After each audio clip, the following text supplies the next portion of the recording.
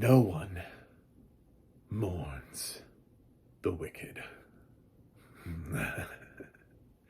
What's up and welcome back. I'm John Sark, MacMovieGuy.com, your favorite blind film critic. And yes, I have seen the light. I have seen Wicked. And I'm a big fan of the musical, and we'll get into this.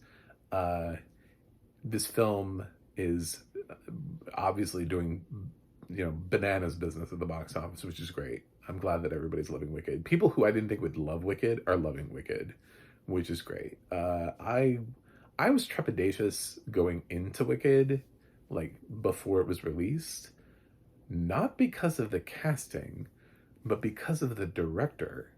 John M. Chu did not do a good job within the Heights, and I hate when people say that he did. They butchered that. They cut a bunch of songs. They minimalized Abuela Claudia into virtual nothingness. And she means nothing to that story, but she means everything to the stage musical. It's like almost removing a character, but they went to the trouble of getting the original Broadway cast Abuela in that role and touting it, But then she basically just says Pasense Fe and then dies, which isn't even where she dies in the show. It's just like, it's such a weird experience. And some of the numbers that are sung coming out of her, like Alabanza and Everything I Know, are really beautiful numbers, but they can't sing them because Abuela Claudia meant nothing to the movie cast of In the Heights. And at the end, when they reveal, when Graffiti Pete has done his final little piece of artwork, it's Abuela. It's her face. And in the movie, I think it was like a beach, something. And I was just like, fuck this movie. Like, and Lynn's in it too. And I'm like, you're okay with him doing this to your movie? To like what you wrote? Like, no. I thought it was incredibly misguided. So the fact that he jumped onto Wicked, I was scared for Wicked. I was like, well, this is going to be. Then they announced there were going to be 2 movies. And I was like, Jesus, that's a lot of time. But then it was like different acts. So I was like, well, how could they cut anything if they feel like they have so much time? Then the runtime, when I found out it was like 2 hours, 45 minutes, I was like, God, he can't possibly have cut anything. So yeah, basically everything is here. There was a little moment in Defying Gravity where Glinda gets to do the I'm Limited that I kind of missed. And other than that, I think everything was there. But yeah, it's an amazing feat. Casting across the board, obviously, it's weird because everybody's talking about Ariana because she's the big thing here. It's not her movie, but I think it's because nobody expected her to be good. I didn't have a problem with her. I don't know. I've never really understood the Ariana Grande hate thing. It's like, do you guys not realize she started on Broadway in Jason Robert Brown's 13 the musical? Did you forget that? Like, she's a Broadway actress. Like, technically, she's already been there. So why can't she do music theater? I don't understand that. Just because somebody has gone on to do, I don't know, Nickelodeon shows or like become a pop star. Do you know there are other people who have been on Broadway who have gone on to do the same thing and who have ventured away and then have come back? Anna Kendrick being one of them. So I don't quite get there's some sort of weird stigma that like I think we have. No, it has to be Broadway. It has to be Cynthia Erivo level of Broadway. And it's like, okay. I don't know what the difference is. How many times do they need to be on Broadway to be considered Broadway? I mean, she originated a role in 13 the musical. I don't know why that doesn't count. But anyway, I never had a problem with Ariana. So I was always like, well, she's going to be compared to Kristen, and I think she knows that, and she has to rise to that expectation. And that's what I feel like about her performances. I feel like it's the problem that touring casts have when they go around from town to town, is that they have to somehow capture the magic of what people in these towns are expecting that don't have necessarily the money to fly to New York. Although touring productions are becoming almost the same price as just take the fucking trip to New York, man. Jesus, some of these ticket prices through tours are just a bit much, but they didn't used to be. Um, and yeah, the cast had to live up to the expectations. So like, I didn't see Idina and Kristen do this except on YouTube. Uh, thanks piracy. Um, but uh, you know, I still I've heard the recordings. I've seen other people do it, and I thought Ariana did a very like perfect job. Just I don't have a problem. I wouldn't suggest anybody else for this role. I think she's excellent. So absolutely, if she gets the Oscar nomination, good for her. If she wins, fine. I'm not like super excited for the win for her here, but I'm fine with it. It's sort of how I felt like, it's like, yes, Ryan Gosling was nice as Ken. Does he need the Oscar for that? I don't know.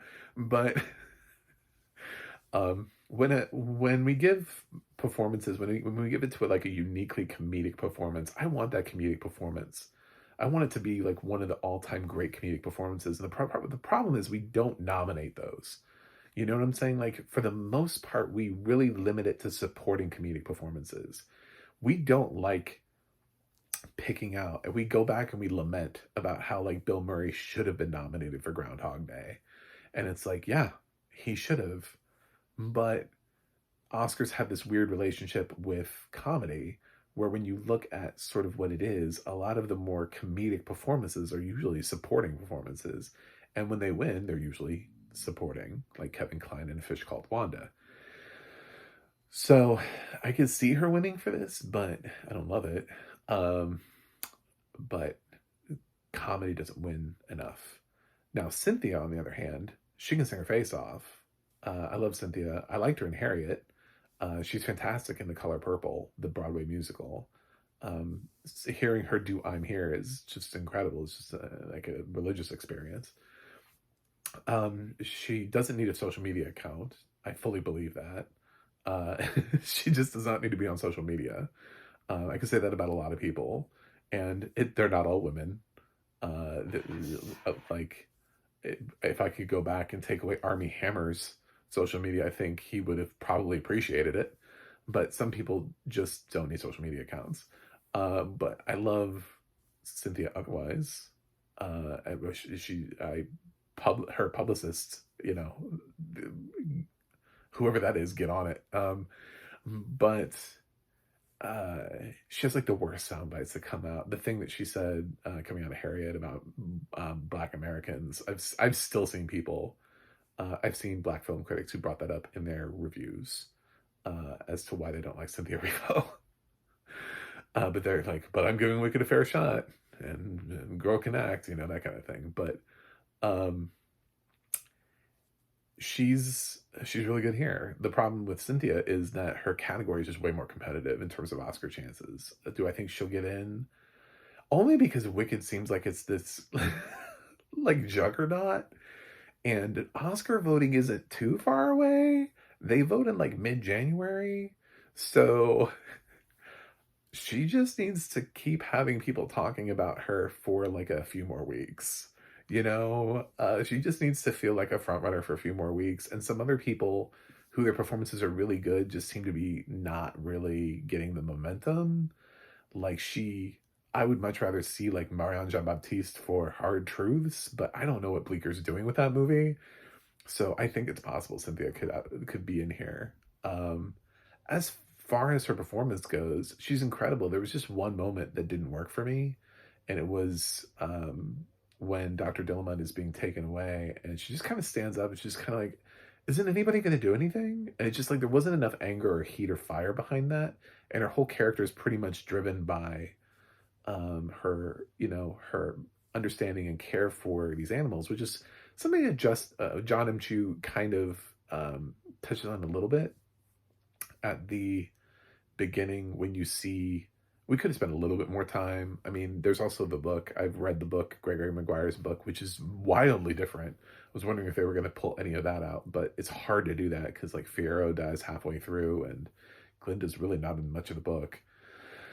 And then there are a whole bunch of characters that don't even exist. And it never made it to the musical. But it's a very bizarre book if you ever get a chance to read it. Especially if all you know is Wicked the musical, you should read the book. It's completely different. Anyway, so but it's the animals, the bear, servant, nurse, maid thing that really is taking care of Elphaba because her dad doesn't want anything to do with her. So yeah, and so she has a deeper understanding of talking animals than other people do. And in that moment, I wanted her to fight more. And I know that her whole thing is, and they're, showing it and visualizing this whole experience of what her magic is like when it comes out, and it comes out through these but she's about to use it anyway.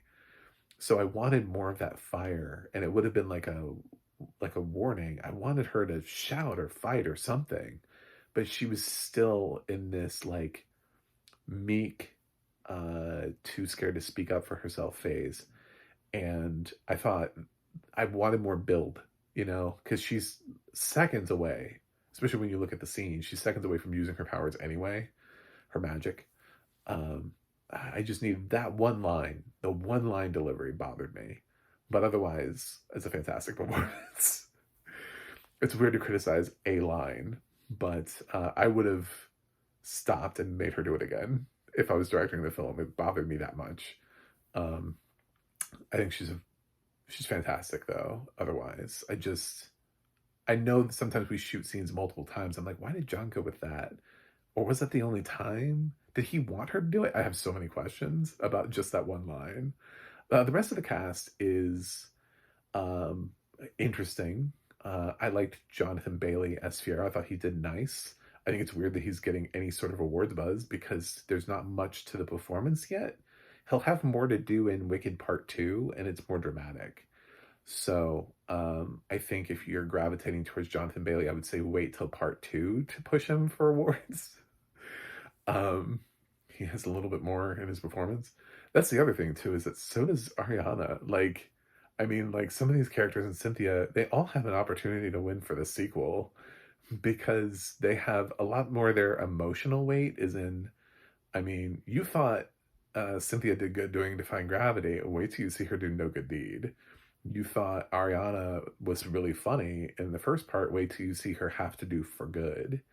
It's just like some of these characters, the weight is in the second half of the movie of the show. So I'm excited to see what he does next. I loved him in Fellow Travelers. He was incredible. And I know he's in the new Jurassic Park movie. So we're trying to make Jonathan Bailey happen, which I'm here for. I think he's a terrific actor. Michelle Yeoh was an interesting choice for Madame Morrible, and she played her much nicer than most Morribles are. Most Morribles are really like obviously like awful people. Most of the Marvel cast that I've ever seen on YouTube are the ones that I've seen live. Everybody's always sort of played her. I mean, her name rhymes with horrible. Like they're not really trying to hide anything. So, but Michelle Yeoh played her with at least a sheer of kindness, like this warmth that was really unexpected. It was a different flavor, and I liked it and also thought it was weird at the same time. But I like that Yeoh was trying to do something else here by being sort of fake nice, I guess you could say. It was a different approach to the role, and interesting. It was an interesting choice. Jeff Goldblum as the wizard. It just kind of feels like they just told Jeff Goldblum to be Jeff Goldblum, and they figured that would work as the wizard, which it absolutely does. It's just, I think there's not much more we need to talk about that. Using the word acting is really just like a strong choice here, But it's sort of kind of what we do nowadays a lot. There are a lot of other actors too who sort of have all of those isms about themselves and they just do them all now. Like Al Pacino, when you look at his later work, is all kind of the same. And he's gotten the hoo-ah, that isn't the but it's so totally different than the first half of his career. It's like somewhere along the way he just started leaning into all of that and just doing all of this being sort of like a very similar character in every single thing that he does now. Um, Arguably, Christopher Walken is the same thing too. Like his earlier work is not with the same kind of speech patterns that he became sort of known for. I mean, like, so Jeff Goldblum has over the years he's developed into this like, well, this is what I do, and I can't do the other stuff anymore. So when you compare it to like his earlier work in like The Fly, you see sort of him, the way that he attacks dialogue is just completely different. So he's just being himself here. This is just Jeff Goldblum being Jeff Goldblum. And yeah, the rest of the supporting cast is fine. I yeah, Wolf Bach and Nessa Rose have more to do in the second half of the movie. Obviously, Nessa has a lot more to do in Act Two, so we'll spend more time with her. She didn't really do much in the first half. But yeah, I thought this is what happens when John M. Chu does not cut anything. When he's handed great source material and all he has to do is translate that onto the screen and make it cinematic. And that's what he does here, is he takes something and he makes it cinematic. And I don't know if it's necessarily like best director of the year, because I've seen too many other John M. Chu films, and I don't think he's that consistent of a director for him to be an Academy Award. But I like the fact that he took feedback, because I know I'm not the only person who has that thought about In the Heights. And he obviously heard that, because here he made a conscious choice to keep as much of Wicked as humanly possible, to the point where now we're getting a part one and a part two. So I appreciate him for that. But of 5 directors of the year, I'm not 100% sure that I understand what his specific voice is and what he brings to a film at this point. Um, yeah, he did another musical, and he has 2 Step Up movies. So we see the fact that he directs dancing and music numbers and stuff like that rather well. He has that sort of basis. But as far as storytelling goes, he's directed 2 Step Up movies and a G.I. Joe movie. Like, let's dial it back. So, he didn't even direct the first Step Up. He directed 2 and 3. So, I don't know. I'm conflicted with him. Yes, I love Wicked. It's one of my favorite movies of the year. It's definitely a top 10 movie for me. Even with the little qualms, I had so much joy coming out of this. But and I know it's going to be lauded with Oscars. I have no problem with that. So I'm really excited to see Wicked Part 2. And I'm glad everybody else is loving Wicked. We're all having our Wicked moment. And I love that Cynthia Erivo puts her own stamp on Defying Gravity, like every Elphaba has ever. You can listen to all of the Elphabas on YouTube, and they all have their own thing. And I love that part of it too. So everybody has like a different, and she has runs in a different place, and other people have done runs before. So I know everybody's looking for that at the end. It's funny how iconic that is. But yeah, it was great. And I'm excited. So I'm gonna give Wicked an A. The funny thing is, I love this musical so much that watching this movie more times, I could see this being a Desert Island movie for me at some time, like a comfort film. I could watch this movie over and over. So, and for that, it's like, I can't be too mad if John M. Chu gets a director nomination. Whatever. But I don't know that I fully have forgiven him for In the Heights. Anyway, thanks for watching. Thanks for subscribing. I'll see you guys on the other side.